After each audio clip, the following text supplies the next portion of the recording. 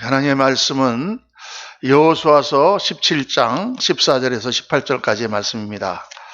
여호수아서 17장 14절에서 18절까지의 말씀 5절인데 제가 한 절씩 교독하겠습니다. 제가 한 절 읽고 여러분 둘째 절 읽고 같이 그렇게 교도회로 읽겠습니다. 요셉 자손이 여호수아에게 말하여 이르되 여호와께서 지금까지 내게 복을 주심으로 내가 큰 민족이 되었거늘 당신이 나의 기업을 위하여 한 제비 한 분깃으로만 내게 주심은 어찌함이니까 하니 여호수아가 그들에게 이르되 우리가 큰 민족이 되므로 에브라임 산지가 내게 너무 좋을진데 이스 족속과 에브라임 족속과 스스로 개척하라 하니라.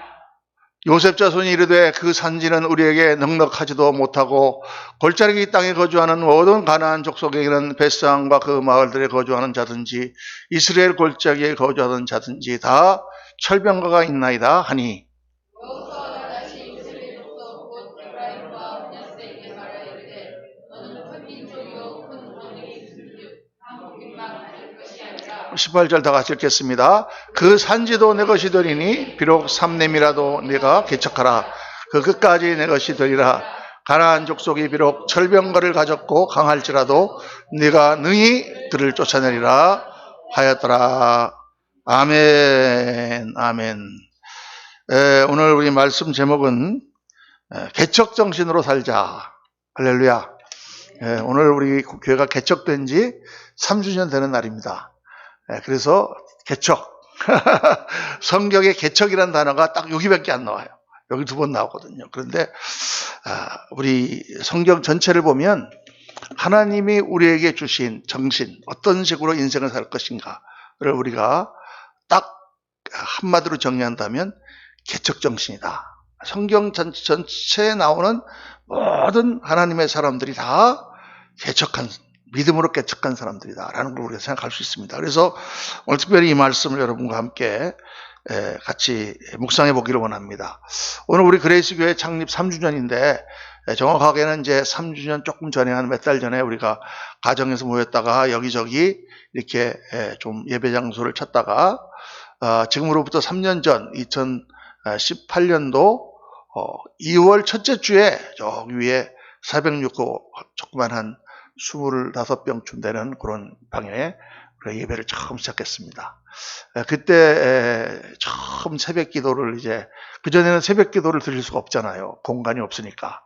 그러다 새벽 기도를 나와서 이렇게 몇 분이랑 같이 드리는데 얼마나 하나님께 감사한지 이렇게 정말 아무것도 없이 우리가 시작을 했는데 우리 귀한 장로님 가정과 김원국 목사님 또 우리 어머님 올라오시고 또 우리 몇몇 가정을 하나님께서 이렇게 만나게 해주셔서 예배를 시작을 했습니다. 참 은혜스럽게 너무 작지만 그런 가운데 이제 1년 지나면서 우리 2층에 이렇게 넓은 예배당 얻게 되고 또 작년에는 저쪽에 또 친교실도 이렇게 얻게 돼서 이제 아주 예배당도 지금 70몇 평 이렇게 넓어지고 작년에 이제 코로나만 안 왔으면은 우리가 참 크게 부흥했을 텐데 또 코로나라는 이 복병이 닥침으로 저희들이 정말 어려움을 좀 겪었습니다만은 그러나 코로나를 겪으면서 저희들 정말 또 새로운 은혜를 많이 받습니다. 코로나를 겪는 가운데 제가 또 깨닫는 것이 이 코로나라든가 이런 여러 가지 환경적인 어려움이 왔을 때 우리가 그냥 가만히 있으면 안 되겠다. 그냥 이것에 눌려가지고 그냥 무서워하고 이렇게 두려워하고 있으면 안 되겠다. 그래서 올 초를 시작하면서 하나님께서 정말 새 일을 행하신다고 하는 그런 마음을 주시고 또 단일 특별 새벽 기도를 해야 되겠다. 그래서 이제 21일간 새벽 기도를 하고 있는데 2주가 지났습니다. 할렐루야. 너무 많은 성도님들이 다 나와서 같이 예배하면서 하나님의 은혜를 받고 있습니다. 여러분, 하나님께서는 우리가 모든 일에 성공하고 잘 되기를 원하십니다. 중요한 거 한 가지를 깨달아야 되는데 제가 이 2가지 메시지를 같이 전하니까 이게 항상 이렇게 좀 부딪히는 부분이 있어요. 우리가 은혜를 받아서 하나님께서 주신 축복으로 뭐 장사도 잘 되고 사업도 잘 되고 돈도 많이 벌고 높은 지위에 올라가고 이러는 것이 참 좋은데 중요한 것은 그렇게 올라가다 보면 그게 우상이 되는 수가 있다. 우리가 예수를 믿는 것은 이 땅에서 돈 많이 벌고 잘 살기 위해서 예수 믿는 것이 아닙니다, 여러분. 절대 그렇지 않죠. 우리는 영원한 하늘나라를 보고 하나님 주신 가치, 하나님 주신 사랑과 하나님 주신 영광과 하나님 주신 거룩함과 성결함, 그게 우리 신앙의 주 목표예요. 그러니까 우리가 한번 이렇게 생각해 볼 수 있어요. 자식이 있는데 부모 마음에 자식들이 못 살고 가난하고 매일 한 끼니도 못 입고 사는 그런 자식이 되기를 원하는 부모가 어디 있겠습니까? 다 잘 먹고 잘 살기를 원하죠. 걔들이 사업이 잘 돼서 돈 많이 벌었다 그러면 부모가 기분 좋죠. 그런데 애들이 정말 그렇게 갖고 사업이 잘 되고 돈을 많이 벌었는데 이것들이 부모는 전혀 돌아보지도 않고 지들만 알고 온갖 못된 짓은 다 하고 막 그런다면 얼마나 부모님 마음이 아프겠어요. 그런데 그거에 비해서는 별로 잘 살지도 못하고 사는 것도 어려운 그런 아이들이 다 부모님한테 와서 자라고 정말 부모님을 생각하면 정말 누가 더 사랑스럽겠습니까? 똑같은 거예요, 여러분. 하나님께서는 우리가 잘 되기를 바라시지만은 그러나 그런 것이 우상이 되고 그런 것이 우리 목표가 돼서 신앙을 버리고 엉터리 신앙생활을 하는 것은 정말 원하지 아니하시죠.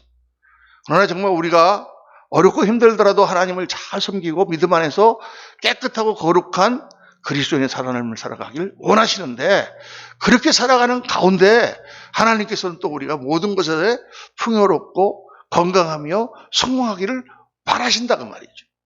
왜냐하면 자식을 바라보는 부모의 마음과 똑같다 이렇게 생각하면 되는 거예요. 그래서 예수님을 믿으면 우리의 삶이 늘 하나님 주시는 그 은혜 가운데 잘되고 진취적이고 발전하고 또 성공하는 삶이 되어야 될 줄로 믿습니다. 그게 하나님께서 기뻐하시는 것이고 성경이 그것을 증거하고 있어요. 사도 바울이 고생을 많이 했죠. 매를 많이 맞고 그리고 또 다니면서 돌멩이도 맞고 사람들한테 배척도 당하고 그랬지만 사도행전 전체를 보면 사도 바울의 사역은 성공한 사역이었습니까? 실패한 사역이었습니까? 엄청나게 성공한 사역이죠. 그분이 그냥 수만 킬로를 돌아다니면서 가는 곳마다 교회를 세우고 새로운 역사가 일어나고 그런 성공을 거두었죠. 그런 비록 젊은 나이에 정말 순교에 목이 잘려서 죽는 로마 제국의 그 칼날 밑에 순교했지만 사도 바울의 삶을 실패라고 얘기한 사람은 아무도 없을 것입니다. 그러니까 하나님께서는 우리의 모든 사역을 축복하시고 우리와 함께 하시는 줄로 믿습니다. 그런데 이게 우리가 정말 하나님을 믿고 믿음으로 살아가는 삶을 쭉 보니까 성경적으로 보니까 하나님이 기뻐하시는 그 믿음의 자세, 우리의 정신은 뭐냐 하니까 개척 정신이에요. 개척 정신. 성경에 보니까 노아라고 하는 사람이 처음에 나오는데 노아라는 사람이 어떤 사람이었습니까? 하나님 앞에 의로운 사람이에요. 근데 이 사람이 어느 날 하나님의 계시를 받고 산에다가 방수를 짓는 거예요. 비도 한 방울 안 오는데. 저거 왜 짓느냐 했더니 하나님이 지으시라고 그랬다. 전혀 우리가 생각할 수 없는 일을 하는 거예요. 그래서 그 방주를 짓고 거기에서 자기 가족들을 다 거기에 싣고 하나님의 심판이 내렸을 때 구해내는 이야기로부터 성경이 시작되지 않습니까? 아브라함이라고 하는 믿음의 조상이 나오는데 그 사람은 어떤 사람입니까? 비록 세속 문명이지만 문명이 발달하고 도시가 서 있는 그런 어마어마한 갈대아우르라고 하는 메소포타미아 문명에서 어느 날 하나님의 계시를 받고 네가 알지 못하는 땅으로 내가 인도하는 곳으로 가라. 지금 잘 살고 있고 여기 아파트에서 편안하게 살고 있는데 갑자기 어디 농촌으로 가라 하는 것처럼 이상한 곳으로 가는 거예요. 하나님을 믿고. 가서 거기에서 하나님 나라를 세우는 씨를 심고 기초를 만드는 거예요. 이게 성경에 나오는 모든 하나님의 사람들이에요. 야곱이라고 하는 사람은 어떤 사람입니까? 형 이삭에게 형 에서와의 다툼 가운데 자기가 축복권을 뺏고 장자권을 뺏고 이런 식으로 막 하다가 나중엔 도망가지 않습니까? 그래서 멀리 삼촌 라반의 집에 가서 거기서 성공해가지고 돌아오는 그런 내용이에요. 그리고 요셉이라고 하는 그런 또 그 아들은 너무 귀하게 집에서 살아다가 형들의 미움을 사가지고 애굽 상인한테 팔려서 노예로 애굽에 끌려가가지고 완전 밑바닥까지 떨어졌다가 거기에서 보디발이라고 하는 시위대장의 눈에 들어서 그 집에 들어가서 종이 되고 거기서 인정을 받아서 그 전체를 관리하는 그런 집사가 되고 그러다가 또 모함을 받아갖고 감옥까지 들어가는데 거기에서 다시 또 하나님의 은혜로 빠져나와서 애굽의 국무총리가 되는 그런 이야기로 성경이 다 뒤덮여 있다고 말합니다. 모세라고 하는 사람은 어떤 사람입니까? 그렇게 해서 애굽에 내려간 사람들이 나중에 노예가 되어 있을 때 아무것도 없는 그런 정말 애굽의 왕자였지만 40년 동안 광야에 나와서 그 목동 생활을 하고 있던 모세에게 어느 날 하나님이 불꽃 가운데 나타나셔서 가서 내 백성을 구원하라. 제가 무슨 힘이 있어 구원하겠습니까? 내가 너와 함께하리라. 그 하나님을 믿고 모세가 애굽 땅에 들어가서 그 바로와 대결을 해서 영적 대결로 하나님의 심판이 그들에게 임하고 그들을 다 구출해갖고 나왔다. 이 유명한 출애굽기 얘기 아닙니까? 성경 전체가 보면 다 개척하는 이야기예요. 개척 정신으로. 그러니까 예수를 믿는 사람은 평생 어떻게 살아야 되느냐? 개척 정신을 가지고 살아야 된다. 그게 믿음의 삶이다. 오늘 말씀의 본문이 무슨 내용이냐면 이 보세요. 요셉 자손이 여호수아에게 말하여 이르되, 요셉 자손이라고 하는 것은 이제 아까 말씀드린 요셉입니다. 이스라엘에 12지파가 있잖아요. 야곱의 12아들이 12지파가 되었습니다. 근데 12아들 중에 하나님이 한 지파를 빼내셨어요. 그게 무슨 지파입니까? 레위 지파입니다. 셋째 아들 레위 지파를 뽑아내서 이들은 제사장 족속이다. 제사장 지파다. 그러니까 이 사람들한테는 땅을 안 나눠주고 너희들이 내는 11조로 이 제 레위 지파를 먹여 살리고, 이 사람들은 전적으로 하나님을 섬기고 성막을 만들고 제사를 드리고 백성들에게 말씀을 기록하고 가르치는 일만 해라. 그래서 성직으로 레위 지파를 뽑아내셨어요. 그러니까 12지파가 몇 지파가 됐습니까? 11지파가 됐잖아요. 그렇죠? 11지파가 되었는데 그 12를 맞추기 위해서 한 지파, 요셉 지파를 2지파로 하나님이 쳐주셨어요. 요셉에게 2 아들이 있었거든요. 그게 므낫세와 에브라임입니다. 므낫세가 큰 아들이고 에브라임은 둘째 아들인데 야곱이 축복할 때 손을 엇갈려서 축복을 했어요. 에브라임에게 오른손을 얹었어요. 요셉이 아버지 얘가 큰 아들인데 나도 안다. 근데 하나님께서 이 에브라임을 더 큰 아들로 쳐주신다고 하고 에브라임을 큰 아들로 세우셨어요. 그래서 요셉의 2 아들 에브라임과 므낫세가 레위 대신에 들어감으로 다시 12개의 숫자가 딱 맞춰졌어요. 이해가 되십니까? 헷갈리십니까? 헷갈릴 거 하나도 없어요. 한 사람이 빠지고 그 한 사람 대신에 2이 들어가고 12이 딱 맞추셨다가 말이에요. 그래서 12지파가 됐는데 그 12지파 중에서 요셉의 자손인 에브라임과 므낫세가 제일 숫자가 많아지고 세력이 커졌습니다. 하나님께서 많이 그들을 그 당시에는 인구가 많고 사람이 많은 게 축복이에요. 요즘은 뭐 아닌지 몰라도 그 당시에는 무조건 숫자가 많아야 돼. 그래야 힘이 세잖아요.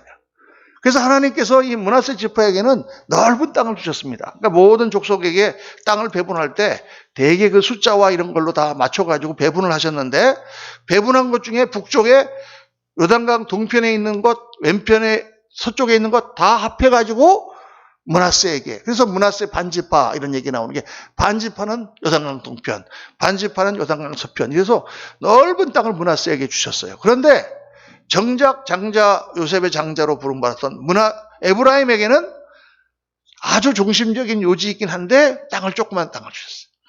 바로 유다지파 조금 위에 올라가면 거기에 있는 그 베델이 있는 바로 그 지역 조그만, 나중에 여러분들이 이제 성경이나 뒤에 보면은 12지파 그림이 나오잖아요. 그때 한번 가만히 보세요. 그럼 에브라임 지파는 땅을 조금 준 거예요. 그러니까 이제 정복을 쭉 여호수아와 이 군대들이 다 갖고 땅을 정복해서 땅을 나눠 갖고 있는 상황 가운데 지금 요셉 자손이, 특히 에브라임 지파가 이 여호수아 장군에게 말하는 거예요. 아니 장군님, 지금 다 주신 대로 이렇게 제비 뽑아서 받은 분깃대로 이렇게 가는데 우리는 이렇게 숫자가 지금 많고 사람도 많은데 왜 이렇게 땅을 조그만 걸 주십니까? 이렇게 이제 불평을 하는 거예요. 그러니까 여호수아가 뭐라 그러냐? 야, 너희에게 준 땅은 작지만 너희는 숫자가 많고 지금 민족이 크지 않냐? 그러니까 배분되지 않은 그 헤브론 산지와 그 서쪽에 있는 블레셋 땅을 너희들이 쳐들어가서 거기를 점령해서 니네 땅으로 삼으면 되지 않냐? 이렇게 얘기하는 거예요. 너네가 준 땅, 하나님께서 배분해 주신 땅, 그것만 생각하지 말고 산지로 가서 산지도 점령하고, 또 평야로 가서 평야에 있는 브레스 족속과 르비 족속의 땅, 그런 땅을 다 차지해라. 이렇게 이제 여호수아가 얘기하니까, 그러니까 요셉 자손이 뭐라고 그러냐면, 그 산지는 우리에게 넉넉하지도 못하고 골짜기 땅에 거주하는 모든 가나안 족속에게는 다 철병가가 있습니다. 그러니까 이 사람들이 뭐라고 그러냐면, 야, 너네가 준 땅이 요지인데 그래도 좋은 땅이니까 조금 줬는데 거기에 만족하지 말고 너희는 숫자가 많지 않냐? 그러니까 산 쪽으로 올라가서 산지도 정복하고 평야 쪽으로 내려가서 골짜기도 정복해서 다 니네 땅으로 만들어라. 이러니까 한다는 소리가 아우 산지는 거기 가면은 경작할 데도 없고 거기는 별로 그렇게 살 만큼 좋지도 않은 데다가 평야에 내려가면 거기는 너무 강한 민족이 있어가지고 그 사람들은 철병거를 가지고 있습니다. 블레셋 땅이거든. 그 당시에 지금으로부터 BC 2000년 경이잖아요. 그때가 BC 1500년 경이잖아요. 1500년 경인데 그 당시에 히타이트라고 하는 제국이 철기 문화가 있었습니다.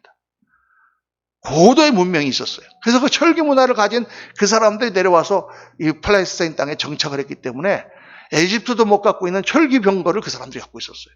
그러니까 다시 말하면 고성능의 무기를 갖고 있기 때문에 그 사람들은 쳐들어가기 어렵다고 말이에요. 그러니까 지금 이 이야기를 딱 들어보면 어떤 얘기인지 대충 짐작이 가는 것입니다. 너네가 지금 받은 땅 그거 작다고 생각하지 말고 요지를 받았으니까 산지도 점령하고 평야도 점령하라 이렇게 얘기하니까 에브라임 족속들이 한다는 소리가 산지는 거기 점령하기도 힘들고 살기도 거기도 넉넉하지도 못하고 땅에 내려가면 그 골짜기에는 거기 블레셋 족속들이 철병거를 갖고 있는데 어떻게 합니까? 그러니까 여호수아가 다시 요셉의 족속 곧 에브라임과 므낫세에게 말하기를 너희는 큰 민족이요 큰 권능이 있은즉 한 분기만 가질 것이 아니라 그 산지도 네 것이 되리니 비록 삼림이라도 내가 개척하라. 그 끝까지 내 것이 되리라. 가나안 족속이 비록 철병거를 가졌고 강할지라도 내가 너희 그를 쫓아내리라. 이렇게 얘기하는 장면이 오늘 이 묵상하는 장면입니다. 무슨 상황은 대충 아시겠죠? 지금 요셉 자손에게 하나님이 많은 축복을 하시고 거기다 많은 사람들을 주시고 강한 족속으로 지파로 만드셨는데 그들에게 므낫세 지파는 땅을 많이 차지했는데 에브라임 지파는 조금밖에 안 줬어요. 그러니까 와서 불평하는 것입니다. 왜 우리는 숫자가 많은데 조그만 것밖에 안 줬습니까? 야, 너희는 지금 요지를 가졌어. 그런데 너네 숫자가 많지 않냐. 삼림으로도 들어가고 평야로도 내려가서 다 거기 정복해서 너네가 차지하면 된다. 그랬더니 삼림은 거기 공격하기도 힘들고 거기 가봐야 그렇게 거주할 것도 마땅치 않고 평야로 내려가면 거기는 철병거 가진 민족이 있는데 어떻게 우리가 이깁니까? 그 여호수아가 하나님이 너희들과 함께 하시고 너희가 이렇게 큰 민족을 이루시지 않았냐. 너희가 가서 삼림을 정복하면 그 산 끝까지 너희들이 다 정복해서 땅을 차지할 뿐만 아니라 철병거가 있다고 하더라도 내려가면 다 너희들이 이길 수 있다. 여러분, 이게 이제 성경에서 나오는 정신입니다. 하나님께서 주신 가나안 땅은 어떤 땅이에요? 그 땅은 그냥 다 가서 말똥만 박으면 자기 땅이 되는 땅입니까? 아니에요. 그 땅은 이미 강력한 가나안 족속들이 살고 있는 땅이에요. 그 땅을 하나님께서 이스라엘 백성에게 주셨어요. 내가 이 땅을 너에게 주었노라. 젖과 꿀이 흐르는 땅을 주었노라. 그러니까 이 사람들이 그 땅을 보니까 처음에는 너무 무서워서 들어갈 수가 없는 거예요. 야, 저 사람들 우리가 어떻게 이기지? 근데 나중에 40년 동안 광야에서 방황하면서 이 사람들이 믿음이 자라고 하나님의 역사를 체험하고 난 다음 여호수아 장군의 지시에 따라서 요단강을 건너서 그 땅을 쳐들어가면서 하나님이 이게 우리에게 주신 땅이다. 하나님 주신 땅은 어떤 땅이냐? 쳐들어가서 뺏어야 되는 땅이다. 그 말이에요. 성경이 지금 전쟁을 지금 우리들한테 이렇게 하라고 권면하는 것이 아닙니다. 그런 뜻이 아니라 하나님이 주신 땅은 그냥 가만히 앉아있으면 감 떨어지듯이 무슨 복권 떨어지듯이 우리에게 주는 축복이 아니라 하나님이 우리에게 믿음을 주시고 우리에게 용기를 주시고 필요한 능력을 공급하셔서 우리가 가서 취하여 빼앗아서 차지하는 땅이 하나님 주신 땅이다. 이게 성경에 나오는 기본적인 개념이에요, 여러분. 축복의 개념. 믿으시면 아멘 하시기 바랍니다. 여러분, 복권 탄 사람들은 95%가 다 망했어요. 자살을 하든지 감옥에 가든지 정신병에 걸리든지 다 가진 깨졌든지. 왜 그러냐? 그냥 떨어지는 것은 자기 것이 아니야. 우리 인생에서 중요한 것은 아무리 작고 그런 것이라도 내가 가서 내가 취한 것이 내 것이에요. 그게 내 거예요. 무슨 물질이 우리를 행복하게 합니까? 그렇지 않아요. 성취가 우리를 행복하게 하는 거예요. 그러니까 성경이 우리에게 제시하는 믿음이라는 것은 뭐냐? 그거는 개척 정신이다 그 말이에요. 가서 취하여 찾는 거예요. 제가 이렇게 미국에서 오래 살지 않았습니까? 젊을 때 이제 미국을 가가지고 거기 하다 보니까 은혜를 받고 거기서 살게 되고 또 목회를 하게 되고 이렇게 됐는데 제가 감독을 할 때는 전 미국을 이렇게 다니게 됐어요. 왜냐하면 여러 군데 교회가 있으니까 다 가서 교회들을 살펴봐야 되잖아요. 특히 저희가 교단이 있는 그 콜로라도는 콜로라도 스프링스라고 하는 곳에 본부가 있으니까 1년에 한 두세 차례는 거기 가서 이제 회의도 하고 가보면은 이제 그 덴버라고 하는 곳에 비행기를 내려가지고 렌트카를 해가지고 이제 그 드라이브를 합니다. 1시간을 내려가는데 이제 그 콜로라도 스프링스에 미국 공사가 있어, 공군사관학교. 에어포스 아카데미 거기 있습니다. 근데 길이 잘 돼 있죠. 근데 양쪽으로 쫙 초원이 평야가 깔려 있는 거예요. 그러면 갈 때 기분이 어떤 기분이 드냐면은 자동차로 몰고 가지만 말 타고 가는 기분이 드는 거예요. 야, 그러면서 이 옛날, 지금으로부터 300년, 400년 전에 말을 타고 여기 와갖고 이걸 개척한 그 미국의 선구자들. 그 사람들은 어떤 상황으로, 어떤 기분으로 여기 와서 그 인디안들이 출몰하고 막 강도 떼들이 무법천지를 이루는 곳에 와서 통나무 집을 짓고 농장을 만들고 땅을 개척하며 살았을까? 막 그런 생각하면은 막 기운이 나는 거예요. 야, 이 땅은 개척자들의 땅이구나. 그렇잖아요, 여러분. 미국 영화, 옛날 서부 영화 이런 거 보세요. 개척자들 아닙니까, 그게. 사실 지금 우리가 가서 그렇게 살아라 그러면 절대 못 사는 그런 상황이에요. 포장마차 끌고 가가지고 거기다가 아무도 없는데 막 땅 파갖고 거기다 물 내고 집 짓고 그다음에 막 인디안들 쳐들어오면 총 두고 싸우고 그러면서 이게 미국이라는 그 거대한 땅을 이 사람들이 차지해 갔다간 말이에요. 근데 가만히 생각해 보니까 미국만 그런 게 아니에요. 우리 한국도 마찬가지야. 우리 대한민국도. 어떻게 우리 대한민국이 이렇게 잘 사는 나라가 되었습니까? 요즘 젊은 분들하고 자꾸 이렇게 대화가 안 된다고 그러는데 제가 와서 보니까 이해가 돼요. 왜냐하면 우리 젊은 분들은 태어나기 때가 언제냐면 올림픽 날 때 그때쯤부터 태어나신 분들이 많아. 그러면 한국에 못 살 때를 몰라, 이분들이요. 그냥 다 집에 가면 그냥 목욕탕 있고, 그냥 수세식, 비대, 다 이런 게 있는 줄 알아. 우리가 어렸을 때는요, 목욕탕이라는 게 없었어요. 대중 목욕탕만 있었지. 근데 그거를 일주일에 한 번씩 하는 애들은 아주 부잣집애들만 갔다니까. 또 옛날 얘기한다고 또 야단먹겠다. 우리는 가난할 때 살아봤기 때문에 학교를 아침마다 등교할 때마다 책가방을 메고 전쟁을 합니다. 그냥 버스를 갈아타는 서울역에 가면은 버스가 오는데 학생들이 꽉 차서 오잖아요. 그러면 이 버스를 딱 타려고 그러면 이 버스 정류장에 딱 서질 않아. 정류장이 여기 있으면 저 한 50m 앞에 버스가 일부러 섭니다. 왜냐하면 사람 많이 안 태우려고. 서면은 그때부터 뛰어가는 거예요. 떠나기 전에 그래갖고 버스 내리는 걸 잡아가지고 타면 들어갈 수가 없어. 사람이 너무 많아갖고. 그러면 차장이 막 뒤에서 막 잡아갖고 막 배로 막 들이밀고 하면은 그래도 안 들어가. 그러면 차로 확 돌려. 그러면 운전수가. 그러면 막 사람들이 쫙 밀리는 통에 쏙 들어가는 거예요. 짐짝이지, 이거는. 그걸 매일 아침 했다, 매일 아침. 우리 투쟁심이 강한 사람들이에요. 그래갖고, 어디 가서 뭐 자리 잡거나 어디 기차 타는데 막 자리가 없다 그러면 막 딱 잡아갖고 들고 뛰어갖고 딱 가서 이건 내 자리. 거기 어렸을 때부터 그렇게 훈련돼갖고 우리는 살았어요. 근데 어느 날 한국에 이렇게 부흥회를 나오다 보니까 버스에 차장이 없어졌어요. 그리고 그냥 올라가갖고는 동전을 딱 넣던가 삑! 그리고 들어가고 타는 거예요. 자리도 널널해, 버스가. 야, 어느새부터 한국이 변화되기 시작. 미국처럼. 차장도 없고, 그냥 버스 운전수 혼자서 하고, 사람들이 올라가서 삑 하고, 야, 얼마나 좋은 나라가 됐는지 몰라요. 여러분, 우리나라가 제가 단연코 얘기하건대 세계에서 제일 살기 좋은 나라입니다. 무슨 시설이라든가, 교통이라든가, 이런 거 다 좋아요. 그런 것도 있지만, 그런 건 딴 나라도 좋은데, 제가 우리나라에서 제일 와서 감탄한 거는, 관공서에 가면 그렇게 사람들이 친절해. 미국에 가서요, 면허증 한번 내려고 한번 가보세요. 얼마나 이 사람들이 불친절한지. 보통 한 4시간, 5시간 기다려야 돼. 점심을 싸가지고 가야 돼요. 왜 그 시간에 못하니까. 그리고 앉아서 기다리면 얼마나 딱딱거리고 영어나 우리가 잘합니까? 좀 못하면은 뭐 핀잔 주고 뭐 막 미국의 이 관공서 직원들의 그 관료주의라는 건 이런 말 할 수가 없어요.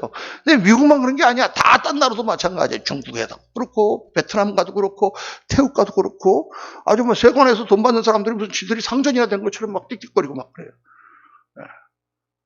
우리나라만 안 그래. 할렐루야. 너무 친절한 거예요. 모르면 다 가르쳐주고. 하다못해 뭐 경찰서 가서 뭐 이렇게 받은 거에 대해서 이렇게 벌금 받은 거 물어보면은 이렇게 하면 벌금을 너무 많이 내시는데 이렇게 하지 마시고 하면서 막 그런 것도 다 가르쳐줘. 야, 참 우리나라가 좋은 나라입니다. 근데 이렇게 나라가 변했어. 얼마나 하나님 축복이 감사한지. 그러니까 너무 잘 살 때 태어나신 분들은 지금 좀 못 사니까 막 이 나라가 왜 이러냐고 불평하지만 너무 가난할 때 우리는 이 나라에 살아본 사람들이니까 쭉 돌이켜보면 이건 말로 할 수 없는 기적이고 축복이에요. 세상에 이런 나라를 우리가 만들다니. 그런데 우리나라가 어떻게 경제 발전했습니까? 우리 한국 사람들이 어땠습니까? 우리나라 사람들이 언제부턴가 일제치하를 겪고 6.25를 겪으면서 개척정신이 우리나라 사람들에게 들어오기 시작했어요. 그러니까 일제시대 때도 만주로 갔잖아요. 만주로. 거기가 만주가 뭐냐면 그 당시에 꿈에 그런 땅이에요. 거기 가서 한번 해보는 거야. 그 다음에 60년, 70년, 80년대를 겪으면서 어떻게 했습니까? 그냥 되도 않은 물건을 가지고 전 세계를 다니면서 물건 팔고 월남에 들어가서 피를 흘리면서 싸우고 돈 벌어오고 그리고 또 중동에 가가지고 그 더운 땅 정말 술도 한 잔 못 마시는 땅에 가서 몇 개월씩 그냥 고생하면서 가족들하고 떨어져가지고 그 피땀을 흘리면서 한국이란 나라가 자원도 없고 자본도 없고 기술도 없고 아무것도 없는 나라가 발전하기 시작한 거예요, 여러분. 우리 한국인들에게 하나님께서 그 어려운 환경을 통하면서 개척정신이라는 걸 확 불어넣어 주셨다. 그게 우리가 가진 최고의 자산이에요, 여러분. 믿으시면 아멘 하시기 바랍니다. 근데 개척정신이 있으니까 뭐가 있느냐? 아무것도 없는데 민땅인데 일어서는 거예요. 아무것도 없어요. 성경의 정신이 개척정신이다. 그래서 우리가 예수님을 믿고 교회 생활을 하고 신앙생활을 하고 우리가 인생을 살아갈 때에 나이가 많든지 적든지 개척정신을 갖고 살아야 돼요. 목사님 건 젊을 때는 하는 거지. 지금 내가 나이가 지금 70이 넘었는데 무슨 개척정신. 여러분 그렇게 생각하면 안 돼요. 그럼 개척정신 안 가지면 어떻게 사실 거예요? 맨날 집에서 그냥 TV나 보고 앉았다가 시름시름 앓다가 그냥 하는 일도 없이 그러다가 그렇게 그냥 죽음을 기다리고 있다가 돌아가실 거예요? 그게 아니지. 그렇게 우리가 사는 게 아니죠. 노년을 행복하게 보낸다는 걸 사람들이 일을 안 하고 그냥 집에서 그냥 자빠져갖고 잠이나 자고 맨날 이게 좋은 건 줄 알아. 그건 여러분 좋은 게 아니에요. 그 인생을 망치는 거지. 나이가 들어도 일이 있고 나이가 들어도 자기가 해야 될 사명이 있고 나이가 들어도 보람이 있는 일이 있고 할 수 있는 다른 사람들이 다 인정하고 또 필요한 일들로 쓰임받는다는 거가 이게 좋은 거지. 그게 진짜 인생이고 그렇게 살다가 우리가 하늘나라 가는 거지. 뭐 아무것도 안 하고 그냥 맨날 가서 그렇게 사는 거예요, 그게. 그게 좋은 게 아니다 말이야. 그러니까 젊을 때만 그런 게 아니라 우리가 늙어 죽을 때까지 개척정신을 갖고 살아야 되는 거예요. 믿으시길 주의 이름으로 축원합니다. 그래서 개척정신이 뭐냐? 구체적으로 오늘 세 가지를 여러분 말씀드리려고. 첫째는 개척정신이란 제한적인 생각 사고방식을 버려야 돼요. 제한적인 사고방식이란 뭐냐면 어떤 한계, 어떤 제한, 어떤 여러 가지 여건들이 있기 때문에 못한다라고 생각하는 거예요. 이런 것 때문에 이건 안 돼. 무슨 딱 일이 생기면 이건 안 돼. 나는 몸이 약하니까 이건 안 돼. 지금 뭐가 없으니까 안 돼. 돈이 없으니까 안 돼. 안 돼가 제한적인 안 돼. 물론 안 될 수 있죠. 안 될 수 있지만 그걸 보는 사람이 이거 될 수 있을까? 라고 먼저 생각하는 사람과 무조건 안 되라고 생각하는 사람이 있단 말이에요. 이게 지금 제한적인 사고방식이야. 그러니까 오늘 이 설교 말씀을 같이 나누면서 여러분들이 하나님으로부터 무슨 음성을 들어야 되냐면 앞으로는 안 돼라는 소리를 하지 말자. 할렐루야. 안 돼라는 소리를 하지 말자. 일단 하여간 안 될 것도 될 수 있을까? 하고 한번 보고 그 다음에 계속 보니까 안 될 것 같으면 그때 안 돼 그래. 습관적으로 안 돼 그러지 말고. 유명한 예화가 있죠. 이 예화는 몇 번 들어도 우리가 다시 상기해야 되는 예화입니다. 1960년대 말에 한국에서 이제 막 신발을 만들 때 아프리카로 신발을 수출하려고 두 사람 세일즈맨을 보냈습니다. 그리고 다 같은 회사에서 두 사람이 같은 나라의 다른 지역으로 간 거예요. 가서 이제 그 나라를 조사해서 시장을 조사해서 이 나라는 신발 장사가 될 것인가 하고 갔는데 그 당시에는 이게 뭐 팩스도 없고 지금처럼 뭐 문자도 없으니까 텔렉스라는 게 있었어요. 텔렉스는 뭐냐면 여기서 타이프를 따르락 치면 저쪽에서 타이프가 따르락 나오는 거야. 그런 전송 방식이죠. 텔렉스가 왔습니다. 한지 한 일주일 만에. 근데 한 사람이 따르락 온 거야. 아, 여기는 신발을 팔 가능성이 없습니다. 보니까 아무도 신발 신는 사람이 없습니다. 아무도 신발 신는 사람이 없으니까 신발을 살 사람이 누가 있겠어요. 그래서 여기서는 신발 장사가 안 될 것 같습니다 하고 온 거지. 그런데 조금 있다가 또 다른 세일즈맨한테 왔습니다. 여기는 시장이 무진장으로 신발을 팔 수가 있습니다. 왜냐하면 아무도 신발 신는 사람이 없기 때문입니다. 여러분 이게 정말 중요한 예화예요. 저는 이거를 늘 생각합니다. 똑같이 신발이 보니까 이 사람들은 아무도 신발을 안 신었어. 신발을 안 신었다고 하는 그런 상황을 보고 한 사람은 여기 신발 팔 수가 없겠구나. 아무도 신발을 안 신었는데 누가 신발을 사겠어? 라고 생각을 했고 한 사람은 이 사람들이 다 신발을 신는다면 신발을 우리 회사 신발을 다 갖다 놔도 다 팔리겠구나 라고 생각하는 거예요. 요게 생각의 차이라고. 제한적인 사고방식 가진 사람은 딱 생각을 안 되는 것부터 생각하는 거예요. 그런데 개척 정신을 가진 사람은 이게 어떻게 하면 되는가를 생각하는 거예요. 그 차이가 모든 차이를 만듭니다. 이거는 굉장히 중요한 겁니다. 성경에 보면은 믿는 자에게는 능치 못함이 없느니라 주께서 말씀하시잖아요. 성경의 믿음이라는 게 어떤 것입니까? 하면 안 된다. 조심해서 일단 살펴보고 그렇게 생각하라. 그런 거 아니잖아. 그죠? 하나님이 함께 하시면 된다. 일단 믿음으로 눈을 가지고 바라봐라. 이게 성경적인 생각이란 말이죠. 그러니까 내가 무슨 일이 닥치든지 무조건 못한다라고 생각하지 말고 그 생각을 제한적인 사고방식을 버리고 할 수 있을 것이다라고 일단 생각을 한번 해봐요. 그걸 해보다가 안 되면 또 못하면 할 수 없지. 좀 우리들의 기본적으로 가지고 있는 사고방식이 중요합니다. 교회 영성도 마찬가지예요, 여러분. 교회가 어떤 생각으로 뭉쳐있는가.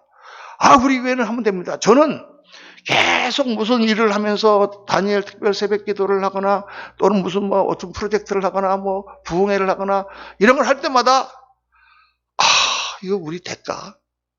우리 성도님들이 지금 나오시는 분들이 몇 분 안 되고 그런데 이게 될까? 이런 생각을 계속 하는 거예요. 근데 하나님께서 하라 말씀하시면 하나님을 믿고 해보자. 그러면서 뭐를 자꾸 생각하냐면 우리 성도님들에게 우리가 하면 된다는 걸 자꾸 보여주는 거예요. 우리는 할 수 있다. 우리는 숫자가 적지만 할 수 있다. 우리가 다니엘 새벽 기도에 이거 안 될 것 같아, 다 안 될 것 같아 생각하지만 할 수 있다. 하나님께서 함께 하시면 하니까 돼요, 안 돼요? 되잖아. 할렐루야. 아침마다 얼마나 행복한지 모르겠어요, 저는. 여러분들은 졸리겠지만 저는 행복해요. 예. 새벽마다 성전을 꽉 채우고 성도들이 나오잖아요. 된다 그 말이 하면. 그러면 전체적인 스피릿이 어떻게 되느냐? 우리는 할 수 있구나. 그러면 교회적으로 정말 사람들이 생각하지 못하는 일들을 이뤄내기 시작합니다. 그러면서 성도님들의 생각에 믿음이, 하나님을 믿는 믿음이 세워지는 거죠. 하면 되는구나. 나도 이 사업을 한번 해보자. 나도 뭔가 새로운 길을 한번 뚫어보자. 그러면서 사람들의 삶에 새로운 역사들이 나타나는 거죠. 이번에 우리 표어가 보라 내가 새 일을 행하리니. 새 일이라는 게 뭐예요? 새 일이라는 건 내가 경험해보지 못한 일을 말하는 거예요. 그러니까 이 개척 정신의 두 번째 특징이 뭐냐면 변화를 두려워하면 안 돼. 한번 따라합시다. 변화를 두려워하지 말자. 제가 이렇게 나이가 들면서 이렇게 이게 육신적으로 느끼는 게 뭐냐면, 나이가 드니까 어떤 현상이 생기냐면, 뭐 바뀌는 게 싫어. 뭐 자꾸 바뀌는 게. 우리 집사람이 우리 집사람은 이상하게 젊은 정신을 가지고 바꾸는 걸 좋아하거든요. 어느 날 딱 가면 거실에 소파 위치를 다 바꿔놨어. 창문 쪽에 있던 걸 다 뒤집어 갖고 이쪽으로 해놓고. 그러면, 아이고, 내가 왜, 그냥 뭐 놔두지 왜 그래. 소파 같은 건 또 그렇다죠. 화장실에 들어가 있는 걸 다 위치를 바꿔놔. 컵을 막 저기 갖다 놓고. 그럼 아침에 막 가서 내가 늘 있던 데 가서 컵을 해야 되는데 없어. 어딨지? 하고 보면 여기다 집어넣어놨어. 그럼 막 짜증이 확 나는 거예요. 그때 내가 딱 깨달은, 나이가 드니까 이게 바뀌는 게 싫구나. 늘 그저 있던 자리에 그냥 있고 늘 모든 것이 똑같은 게 편하구나. 근데 그게 안 좋은 거다가 말이에요, 여러분. 그게 안 좋은 거예요. 바뀌는 게 왜 싫어? 바뀌는 건 새로운 거니까 또 한 번 해보면 재밌잖아. 이렇게 해보다가 안 되면 또 저렇게 또 해보고. 그러니까 사람이 새로운 변화라는 거에 대하여 어떻게 생각을 하느냐. 이건 재미있는 거다. 새로운 경험이다. 해볼 수 있는 거다. 이렇게 생각하는 것과, 바뀌는 건 싫다. 그저 옛날이 좋다. 이러면 늙어가는 것입니다. 퇴화하는 것입니다. 그냥 가만히 앉아가고 굳어져 가는 거죠. 근데 성경을 보니까 예수를 믿는 거라는 것 자체가 뭐냐면 변화예요, 변화. 하나님이 기뻐하시는 건 뭐냐면 변화라니까요. 죽었던 영혼을 살리는 거잖아요. 하나님은 모르던 사람을 변화시키는 거잖아요. 우리의 습관이 이랬는데 예수님 믿고 나서 바뀌는 거잖아요. 옛날에는 내가 죄인이었지만 이제는 거룩한 삶을 살아보겠다고 그렇게 변화되는 거란 말이죠. 그러니까 주님은 뭐라고 말씀하세요? 예수를 믿는 순간 너희는 새로운 피조물이라 이전 것은 지나갔으니 보라 새 것이 되었도다. 새 것이 되었다. 너희는 새 사람이다. 이제 과거에 지냈던 모든 것들은 다 잊어버려라. 그리고 새로운 일을 해라. 이게 성경적인. 그래서 교회는 소망이 없어진 곳에 희망을 심고 무너진 인생을 새로운 존재로 만들고 패배한 곳에 승리를 만들어내고 상처받은 것을 회복시키는 역사. 이게 교회고 이게 복음이고 이게 믿음인 줄로 믿습니다. 그러니까 예수 믿는 사람들은 새로운 것을 좋아해야 돼요. 할렐루야. 나도 이제 결심해서 오늘 이게 설교하면서 집에서 집사람이 뭘 바꾸면 할렐루야 너 잘 바꿨네. 바꾸니까 너 새롭네. 이렇게 하려고 연습하려고 지금부터. 이거 왜 바꿔놨어? 이러고 안 그러고 우리의 생각이 이렇게. 그래서 나 자신을 한번 돌아보세요. 내가 변화를 좋아하는가? 안 그러면 그냥 가만히 있으면 좋겠는가? 이 교회도 제가 이렇게 몇 군데를 가보면 어떤 교회는 성도님들이 나이가 많을수록 바꾸는 걸 싫어해요. 뭐 새 목사님 오셔서 뭘 바꾼다 그러면 막 그것 때문에 막 난리를 쳐요. 새롭게 자꾸 바뀌어야지 세상도 바뀌어가는데. 교회도 여러 가지 예배 형식이라든가 이런 것도 바뀌어야지. 그러니까 우리가 변화를 두려워하지 말고 변화를 즐기고 변화를 추구하는 그러한 사고방식으로 바뀌어야 된다. 세 번째는 이게 믿음으로 나가는 거다는 거예요. 믿음. 여러분, 하나님을 믿는다는 것은요, 궁극적으로 모험이에요. 누구를 믿고 간다는 건 모험이에요. 여러분 누구한테 돈을 빌려주잖아요. 어떤 사람 왔는데 그 사람이 나 옛날에 보니까 참 괜찮은 사람인데 사업한다고 돈 빌려달라. 이거 모험이에요. 그 사람을 믿고 내가 돈을 빌려주잖아요. 이 돈을 떼일 수도 있잖아요. 그렇죠? 그래 안 그래요? 그렇지만 믿음이라는 것은 모험을 동반하는 거예요. 그러니까 하나님을 믿는 것도 하나님을 믿고 모험을 하는 거예요. 새로운 일을, 모험을. 그러니까 전혀 내가 모험 같은 걸 안 하려고 생각하는 사람은 믿음의 역사가 일어나질 않아. 성경에 보니까 아브라함 같은 사람이 하나님을 믿고 알지 못하는 땅으로 가는 거예요. 모험이에요. 라합이라고 하는 여인이 이스라엘에 첩자가 들어왔을 때 이걸 잘못 숨겼다가 자기는 죽잖아요. 근데 어떻게 할까요? 이래 주거나 저래 주거나 모험을 걸고 숨겨주는 거예요. 그래서 그들이 구원을 받았다는 얘기가 성경에 나오지 않습니까? 여호수아서에. 그러니까 믿음 자신이 모험이다. 새로운 일이다. 제가 이렇게 미국 가서 이렇게 생각을 해보면 처음에 이제 회사를 잘 다니다가 미국이라는 곳으로 이제 유학을 가는 것 자체가 모험이었죠. 근데 그때는 뭐 젊으니까 한번 해보자 하고 간 거죠. 근데 가서 하나님을 만나고 은혜를 받고, 그리고 이제 교회를 새로 시작하고, 그 자체가 다 모험이죠. 뭐 구원을 해본 적이 있습니까? 그냥 질서히 고생을 했지만, 고생을 하면서 하나님께서 믿음을 더 불어넣어주고 하나님을 알아가게 하십니다. 하나님이 이렇게 역사하시는구나. 그 과정을 통해서 근데 교회당을 짓고 성도들이 다 많이 모이고, 그러는 가운데 또 어느 날 이런 생각이 들었어요. 성도들이 다 모이고 편안하고 이러니까 목사가 점점 나태해지는 거예요. 옛날처럼 그렇게 뭐 빡세게 기도할 필요도 없고, 성도들 다 그냥 은혜 받아갖고 잘 오지, 헌금 잘 들어오지. 그 목사가 무슨 뭐 위기의식이 있어야지 뭘 하지. 그래서 이제 14년을 하고 기도를 해보니까, 하나님, 이게 내가 이렇게 앉아갖고 이렇게 그냥 이러고 있어는 안 되겠습니다. 새로운 것으로 뭔가, 하나님께서 그때 저를 감독으로 뽑히게 해주셨어요. 그거는 완전히 또 새로운 일이죠. 한 번도 감독을 해본 적이 없잖아요. 제일 말 안 듣는 사람들이 누굽니까? 목사들이죠. 우리 성도님들은 말을 잘 들어. 그래도 좀 이렇게 목사님 설교하면, 목사들은 얼마나 고집 세고 다 자기 생각이 있어가지고, 감독이 나와서 아무리 얘기해도 다 자기식이에요. 그 목사님들을 이끌고 거의 250명이나 되는데, 그들을 한 마음을 만들어서 교단을 이끌어 나간다는 게 이게 보통 일입니까? 그러니까 여호수아처럼 마음이 떨리더라고. 이걸 내가 할 수 있을까? 내가 이걸 할 수 있을까? 그렇지만 기도해보고 하나님이 하라고 하시면 하는 거지 하고 모험의 길로 들어서는 거예요, 여러분.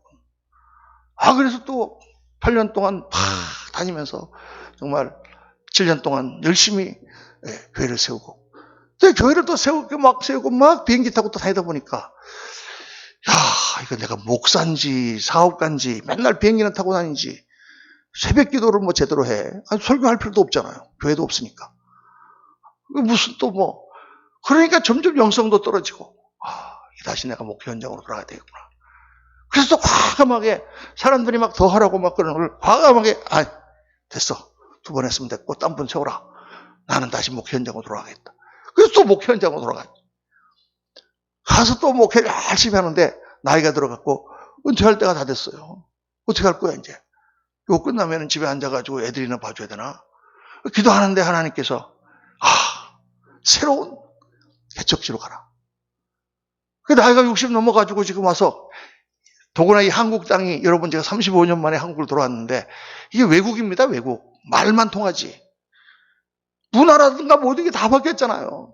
내가 뭐 가진 게 있어. 하나님이 가라고 하시니까, 가보자. 기쁨을 가지고, 기대를 가지고 가는 거야. 하나님이 알아서 해주시겠지. 그래서 3년 전에, 우리 사랑하시는 정장로님 내보는 거야. 하나님께서도 인도해 주셔가지고 우리 김홍국 목사님 또 우리 같은 아파트 사는 우리 최권사님인데, 할렐루야. 하나님이 다 만나게 해주시는 거죠. 새로운 역사가 일어나는 거예요. 그때마다 얼마나 놀라겠습니까? 이렇게 하나님이 일하시는구나. 그리고 하나님의 교회를 세워나가는 것이죠. 하면서 기도하는 가운데 하나님께서, 교회가 많은데 왜 또 교회를 세워야 되느냐? 정말 깨끗하고 정말 사랑이 넘치고 정말 교회다운 교회 하나가 얼마나 중요하냐. 이 시대에 모본을 보일 수 있는 교회가 얼마나 중요하냐. 여러분, 그 꿈이 계속 있는 거예요. 그리고 또 우리 이영호 목사님 만나서, 인도 선교를 지원하는 젊은 부부를 만나니까 내 얼마나 마음이 흥분되는지. 우리 아무것도 없는데, 교회도 몇 명 안 되고 개척교회인데, 우리 교회로 와라. 우리가 당신을 파송하겠다. 할렐루야. 어떻게 우리가 파송할 수가 있습니까? 그렇지만 지금 딱 3년 만에, 우리 4월 25일 날 파송 예배 드리고, 6월 초에 목사님 가정이 인도로 갑니다. 목사님 가정이 인도로 가면 우리는 또 골치 아픈 일이 너무 많아. 저분이 너무 일을 많이 해놔가지고, 유튜브니 뭐니 다 해놨는데 지금 어떻게 할 거야, 이거를. 그렇죠? 또 하나님이 채워주시죠. 새로운 블루 오션을 향하여, 하나님이 주시는 거기를 향하여 나아가는 거예요. 그렇게 하나님의 명령을 따라서 나가면 하나님이 다 채워주시고 필요한 것을 공급해 주시고 그 가운데 역사하게 되시는 줄로 믿습니다. 이게 믿음이에요. 하나님을 믿어야 돼요. 하나님을 믿는 것은요, 하나님을 알아야 돼요. 경험을 해야 믿을 수가 있어요. 경험을 해보진 사람은 아무리 말만 들어도 에이 그래도 그게 그렇지 될까? 모르면은 못 믿는 거예요, 여러분. 제가 젊었을 때 여행을 좋아해가지고 혼자서 배낭여행을 이렇게 자주 했어요. 한 번에 이렇게 이제 여름방학 때 학교 다닐 때 배낭을 메고 저쪽 동부로 해갖고 동해안으로 돌아가지고 울진으로 내려갔거든요. 그래서 포항에 갔다가 보경사 갔다가 다시 울진으로 돌아와서 영주로 제가 넘어간. 왜냐하면 영주에 그때 우리 선배님이 살았어요. 예. 그 선배님이 자기 집에 한번 오면 자기가 잘해준다 그래가지고 가서 선배 한번 보고 가자. 그러고 울진에서 차를 타고 영주로 가는데 야 그때 그 길이 진부령 저리 가라요. 그 남쪽이고 소백산맥 끝인데 엄청 길이 꼬불꼬불하고 한쪽은 낭떠러진데요. 비포장이죠 그 당시에. 근데 이 버스는 털털거리는 버스고 그 버스에 전부 거기 막 시골 사람들 다 탔는데 이거 백미러 보니까 운전수가 꼬불꼬불하면서 이쪽은 낭떠러진데 운전수가 그렇게 하면서 가는 거야. 이게 막 불안해, 막 덜덜덜덜 떨리는 거 있죠, 이게. 내가 이 젊은 나이에 여기서 죽는구나. 그래서 내가 이렇게 막 안절부절 못하니까 옆에 있던 아주머니가 그러더라고요. 탁 날치고. 학생, 걱정하지 마. 저 양반이 저리 봬도 20년 동안 여기서 무사고야. 그 생각해보니까 20년을 이 사람이 매일같이 여기를 한 번씩 왔다 갔다 한 거 아니에요. 그러면서도 한 번도 사고가 없었대. 저렇게 졸면서 가도. 20년을 저렇게 하고 다녔는데 뭐 괜찮겠지. 갑자기 안심이 확 되더라고. 그래서 잤죠. 아니 그 운전수에 대해서 조금만 들어도 우리가 안심됐잖아. 20년 동안 이 길을 다니면서 사고를 안 낸 그런 운전수구나. 그러니까 내가 지금 조는 것처럼 보여도 괜찮겠구나. 하나님도 마찬가지 여러분. 하나님을 한 번도 경험해보고 모르시는 분은 하나님 믿으라 그러면 믿음이 옵니까? 안 오죠. 그런데 어느 날 기도를 했더니 응답해 주시고 어느 날 어려울 때 하나님 붙들었더니 하나님께서 역사하시고 이걸 체험하면 할수록 하나님은 이렇게 하면 역사하시는구나. 하나님은 살아계시구나. 믿음이 생기는 것이죠. 사랑하는 성도님들, 우리가 같이 신앙생활하면서 믿음의 경험을, 하나님을 아는 경험을 계속 쌓아나가시기를 주의 이름으로 축원합니다. 그게 신앙이에요. 결국은 내 개인적으로 하나님과 설 텐데 정말 하나님을 믿고 네가 어떻게 살았느냐? 그거는 그 사람의 그 경험과 그 하나님을 아는 지식에 의해서 그 사람의 모든 삶이 결정되는 것입니다. 창립 3주년을 맞으면서 우리가 교회가 아직 작고 개척교회지만 여러분 개척교회 나오는 것을 부끄러워하지 마세요. 뭐 개척교회가 왜 나빠? 큰 교회 다니는 게 부끄럽지. 큰 교회 가면은 큰 교회 비난하는 건 절대 아닙니다만은 사람이 안주하게 되잖아요. 다 시스템 다 돼 있고 프로그램 잘 돼 있고 뭐 목사님도 여러 명이고 뭐 다 모든 게 다 돼 있고 그럼 내가 할 일이 뭐 있어? 뒷자리에 앉아갖고 예배나 드리면 나오면 좋은 거지. 할렐루야입니까? 그게 좋은 게 아니다 그 말이야 그게. 내가 가서 할 일이 있고 우리 교회는 누구든지 오면 바로 할 일이 있어. 할렐루야. 교회가 작으니까 오면 그냥 할 일이 그냥 널려 있어. 얼마나 좋아요. 기회의 땅. 그렇게 하면서 믿음이 자라나고 그렇게 하면서 우리가 성장해 가는 것이죠. 오늘 우리 교회뿐만 아니라 우리 성도님들 한 분 한 분의 삶 속에 정말 개척정신, 믿음은 개척정신이다. 새로운 것을 두려워하지 말자.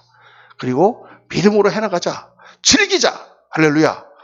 그런 정신이 충만하시기를 주의 이름으로 축원합니다.